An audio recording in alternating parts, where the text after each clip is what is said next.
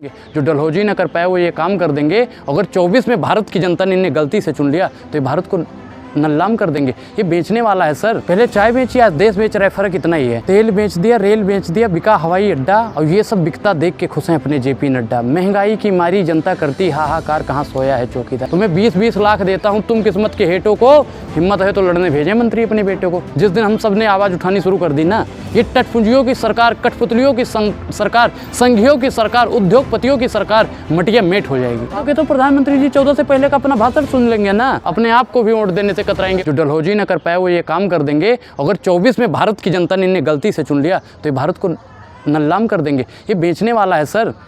पहले चाय बेची, आज देश बेच रहा है, फर्क इतना ही है।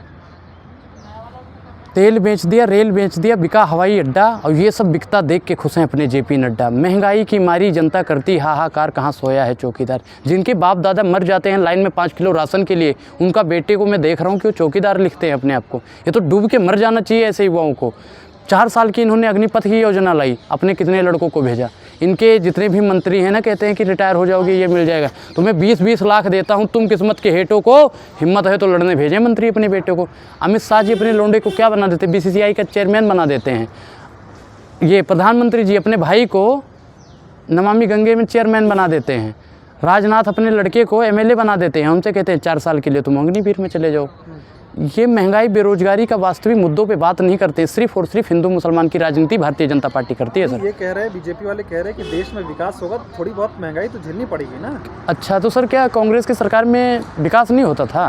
विकास दर उनका उठाइए, आप देखिए, आप लोग उनका भी विकास दर देखिए ना, 12% से ऊपर रहता था सर। आवाज़ देखिए 3.7% है। तो उनके सरकार में मैं मानूँ कि महंगाई, बेरोजगारी थी तो उस हिसाब से विकास दर था, या इनमें महंगाई तो 7वां आसमान छू रही है। महंगाई 7वां आसमान छू रही है और काम नहीं हो रहा। तो बीजेपी में तो मोदी जैसे नेता हैं, कांग्रेस में कौन है जो लड़ेगा इनसे? बिल्कुल हैं, गांधी, जिसके पीछे ही गांधी लगा हो, विकास की आंधी, और 24 में राहुल गांधी।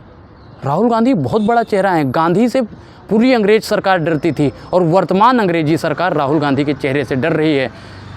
किसी न किसी प्रकार देखना, मैं तो चाहता हूँ राम जी की कृपा राहुल गांधी पर बनी रहे, उनकी यात्रा पूर्ण हो। वर्तमान सरकार तो उनकी यात्राओं को भी भंग करने का काम कर रही है।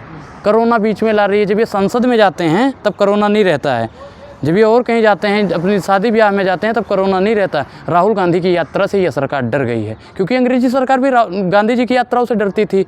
वो भी उनको किसी न किसी प्रकार से भंग करने का काम करती थी, तो वही ये पार्टी कर रही है। तो ये क्या यात्रा करके राहुल गांधी चुनाव जीत जाएंगे क्या? बिल्कुल बिल्कुल बिल्कुल 100%, क्योंकि यात्रा कर करके हमने देश को आज़ाद करवा लिया, तो हम वर्तमान अंग्रेजों से नहीं आज़ाद करवा पाएंगे। हमारी बेरोजगारी का अंदाज़ा तुम क्या लगाओगे साहब? प्रधानमंत्री जी, हमारी बेरोजगारी का अंदाज़ा आप क्या लगाओगे? हम तो कब्रिस्तान से भी होके गुजरते हैं तो लोग पूछते हैं नौकरियाँ मिली भैया? लेकिन सरकार तो कह रही बेरोजगारी है ही नहीं। बेरोजगारी नहीं है सर, आप आंकड़ा उठा के देख लीजिए, आंकड़ा उठा के देख लीजिए। कांग्रेस की जब सरकार थी, यहाँ पे 45 करोड़ लोग रोजगार कर रहे थे, और आज वर्तमान में भारतीय जनता पार्टी की सरकार है, दलालों की सरकार है, भ्रष्टाचारियों की सरकार है, निकम्मों की सरकार है, और आज 38 करोड़ भी रोजगार नहीं कर रहे हैं। मोदी जी से क्या दिक्कत है आपकी? मोदी जी से मुझे दिक्कत नहीं है। मोदी जी अपने वास्तविक मुद्दों पे चुनाव लड़े, हिंदू मुसलमान का मुद्दा ना करें। मैं मोदी जी के साथ तो हूं। मंदिर बनवाया है तो मंदिर पे चुनाव नहीं लड़ सकते? मंदिर पे क्या, मंदिर पे और भी सरकारों ने काम करा है, मंदिर के लिए भी करा है। बताइए, कांग्रेस ने क्या किया मंदिर के लिए? ताला किसने खुलवाया था राम मंदिर का, आप बताइए? कांग्रेस ने खुलवाया नहीं खुलवाया? राजीव गांधी सरकार ने खुलवाया नहीं खुलवाया? हरिद्वार में घाट बनवाया नहीं बनवाया? बताइए भैया, बहुत काम उन्होंने करा है। उन्होंने इनकी तरह हिंदुओं का ढिंढोरा नहीं पीटा जी। देखो देखो देखो, ये सिर्फ और सिर्फ एक तरफा करते हैं। तो ये तो बीजेपी भी तो कांग्रेस पे मुसलमानों का आरोप लगाती है। कौन सा काम कर दिया मुसलमानों के लिए जो हिंदू के लिए नहीं करा? बताइए हमें। वो अगर मुसलमानों के लिए काम करती थी, मैं भैया देखो, संविधान में एक सेकुलर शब्द है। सेकुलर का क्या अर्थ होता है? समानता। मतलब जब समानता का अधिकार है देश में, तो हिंदू के लिए काम करेंगे। जो प्रधानमंत्री है वो ना हिंदू है ना मुसलमान है, वो तो भैया सबका है ना। कि ये जो प्रधानमंत्री जी हैं सिर्फ हिंदुओं के हैं? बताइए आप, सबके हैं ना। तो हिंदुओं के लिए काम करो, मुसलमानों के लिए काम करो, सिखों के लिए भी करो, ईसाइयों के लिए करो। और इनका अगर हिंदू विरोध करता है तो उसे देशद्रोही ठहरा देते हैं, मुसलमान करता है तो उसे पाकिस्तानी कह देते हैं। और भैया ऐसी निकम्मी सरकार आ गई है जो किसानों को खालिस्तानी बोलने का काम करती है, दलित और पिछड़े वर्गों को नक्सलवादी बोलने का काम करती है। मैं तो कहता हूँ, देश का एक एक बच्चा जब तक भारतीय जनता पार्टी से बगावत नहीं करेगा, जब तक उनसे इंसाफ की लड़ाई नहीं लड़ेगा, तब तक ये देश वर्तमान अंग्रेजों से गुलाम रहेगा। तो कैसे हराएंगे 24 में बीजेपी को? कैसे हराएंगे? हमने अंग्रेजों को कैसे हराया? बगावत करी हमने उनसे।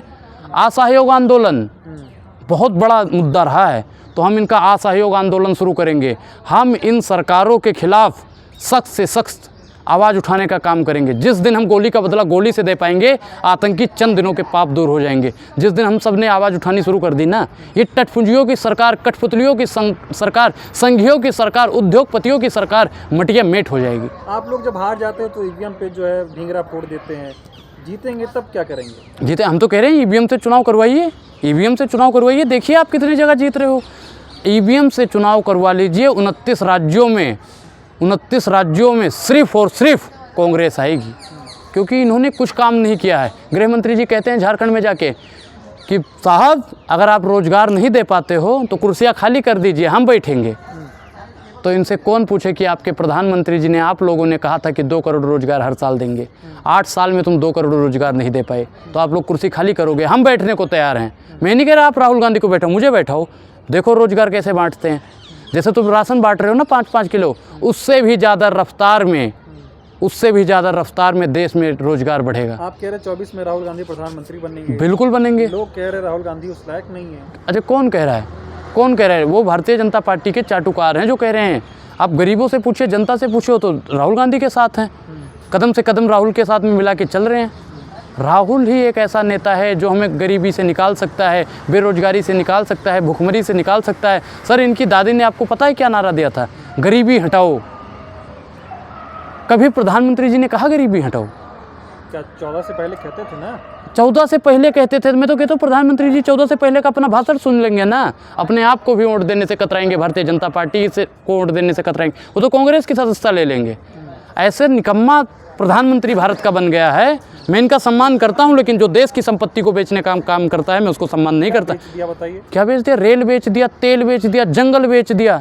जंगल दिया अडानी को, तेल हवा अंबानी को, लाल किला दिया डाल मियाँ को, ताजमहल की बारी है, साहब की लीला न्यारी है, देश की बिक्री जारी है। और अगर पत्रकार लोग भारतीय जनता पार्टी की चाटुकारिता करते रहे, दलाली करते रहे, तो आम जनता की बारी है। ये किडनी गुर्दा बेच देंगे भैया, ये हमारी किडनी भी बेचने का काम 24 के बाद में करेंगे। तो इसलिए हम आपके चैनल के माध्यम से, आप लोगों के माध्यम से बताना चाहते हैं कि भारत की जनता का एक ही चारा है, इनसे बगावत करो और अपने इंसाफ की लड़ाई के लिए अगर आपकी गर्दन भी कट जाए तो इन अंग्रेजों से लड़ो। जो डलहौजी न कर पाए वो ये काम कर देंगे। अगर आपने इन्हें 24 में गलती से मौका दे दिया तो इन्हें ये भारत को बदनाम कर देंगे।